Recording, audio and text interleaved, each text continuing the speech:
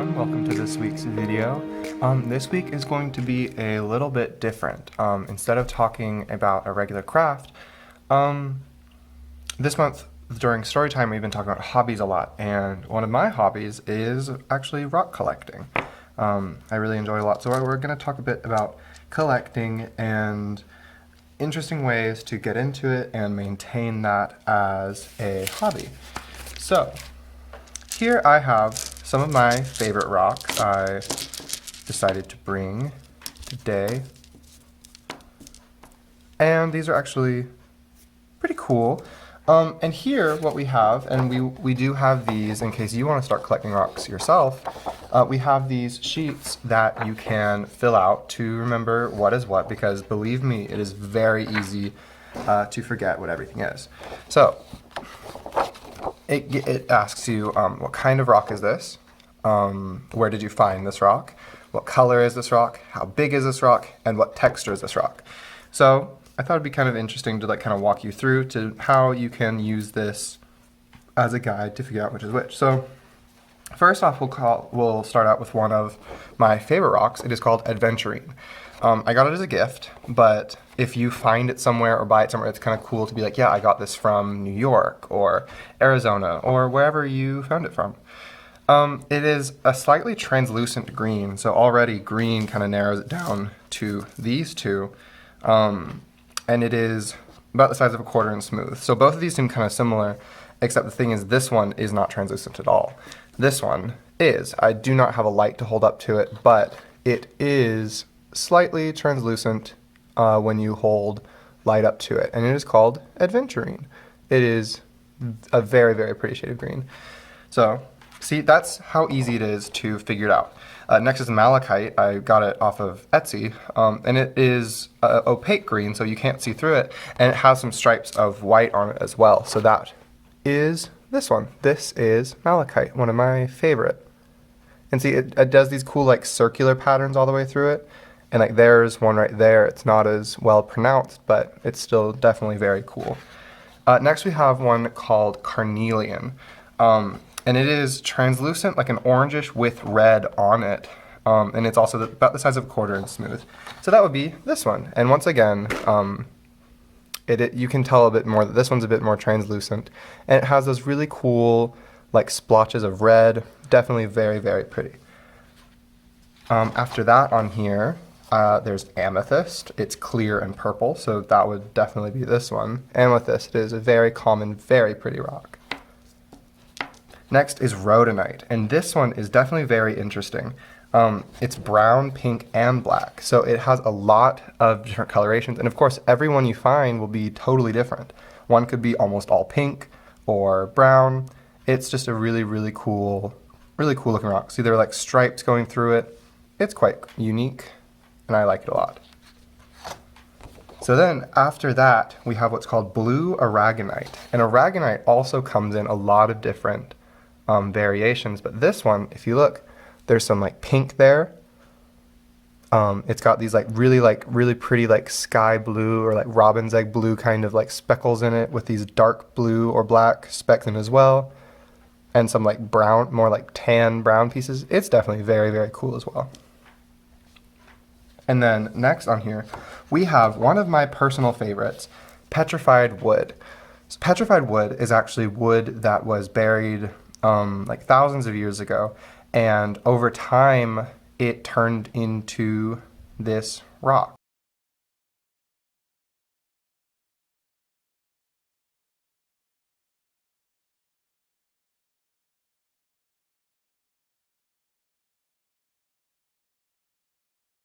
Hello everyone, this is post-filming Wyatt. I just wanted to give you a few little things about petrified wood, because I completely blanked when I was filming it and didn't say anything. So petrified wood is really cool. It is the fossilized remains of a tree, where these trees over time were like they fell over and ended up like getting buried in like water-saturated sediment or volcanic ash. Now, because it is so saturated, there can't be like active like flowing oxygen, so fungus and bacteria and other things that help decompose the trees can't decompose them. So instead of decomposing, the pressure causes mineralization in the natural and organic materials. So over time, the natural, or not natural, but organic material is replaced with different minerals such as silicate or opal or quartz. So it's actually a very cool process, but I won't bore you too much with it.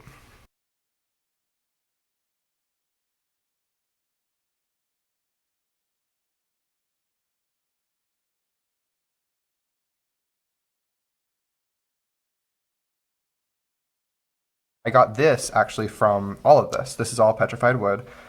And I got this actually from the petrified forest in Arizona. Now, you're not supposed to take it out of the actual National Park Reserve. I did not. There is a store. So it's very, very cool. There are a lot of different colors.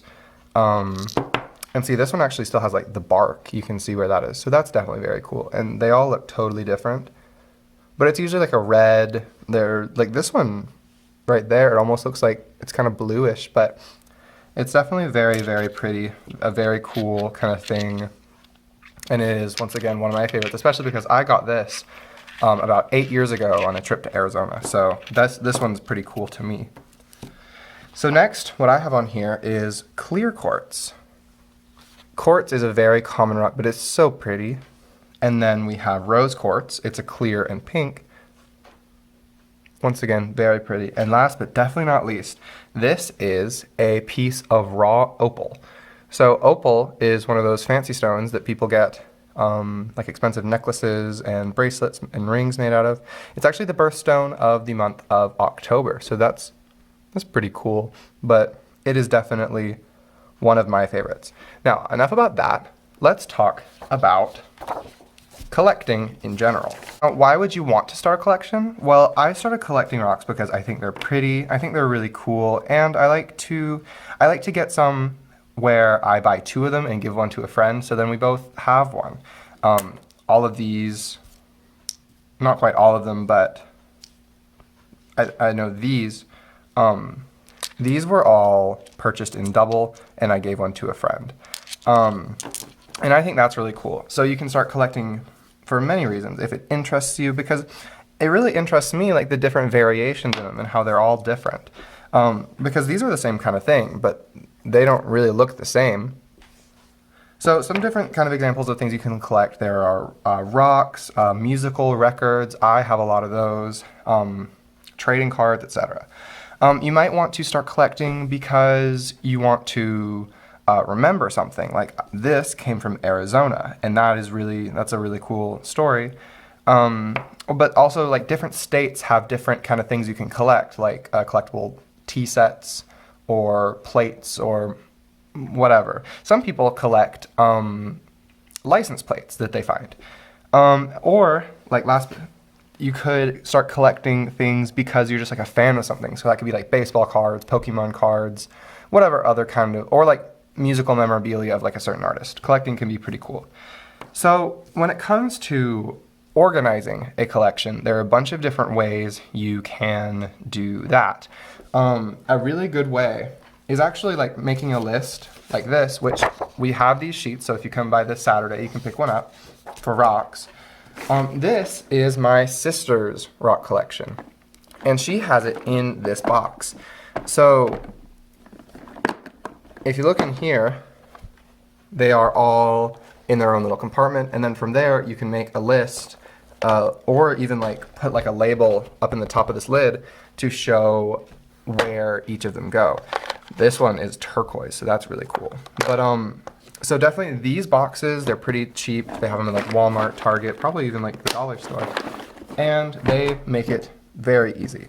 So if you make a label of where you got it, like what's special about it, what colors, etc., just as a way to remember where it is, because if you start collecting things and you do not do that, then it's very unorganized and then you'll kind of forget. Now there are a few do's and don'ts of collecting. This is from a hobby day that they had at the main library a few years ago. So we can go over a few of these. So do collect what's fun for you.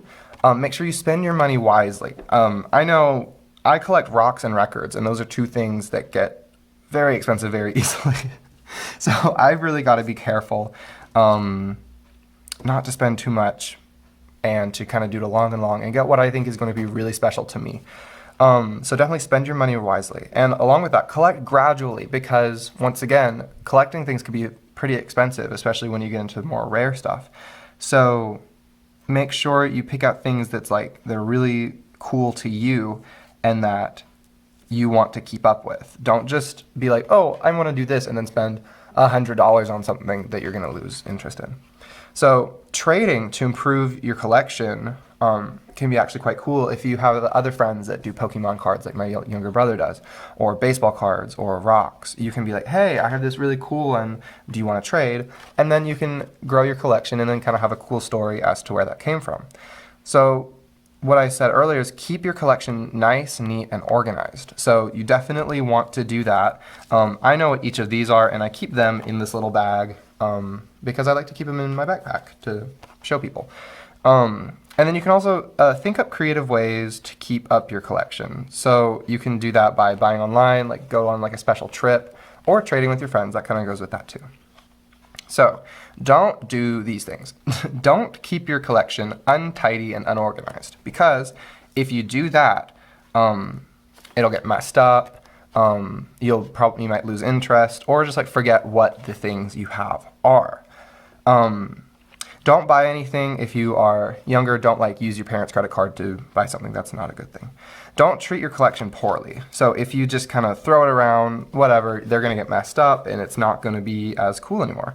Don't brag about your collection. Don't try to be like, if you collect baseball cards and you have like 1,000 of them and you have a friend that just started and they only have like, I don't know, 15, you can't go like make fun of them for that, because that's not very cool. And don't pick on others for what they collect. I collect rocks. Some people, as I've said, collect Pokemon cards. So if someone makes fun of me for collecting rocks, that's not very cool. Who wants to get picked on for the things they like? So those are a few do's and don'ts, a few tips and tricks, if you will, on collecting. This is also coral. I forgot to mention that. So, like I said, we do have these rock collection sheets. So they're pretty cool if you want to start like a little rock collection. These will be here at the library if you are interested in them. So thank you for listening to me talk about rocks. And if you would ever like to look at any of them, I will be here on Tuesdays and Thursdays as normal. And I generally have them with me. So if you ever want to see them, just let me know. I hope y'all have a really great week. I hope this was an interesting little change up of things. So definitely stop by, pick up one of the sheets or whatever. So, and if you do start collecting something, let us know. I would like to know if this has inspired anyone to start collecting anything. Or if you already do collect something, what unique things do you collect? But thank you all very much for watching this, and I hope you all have a wonderful rest of your week. Thank you. Bye.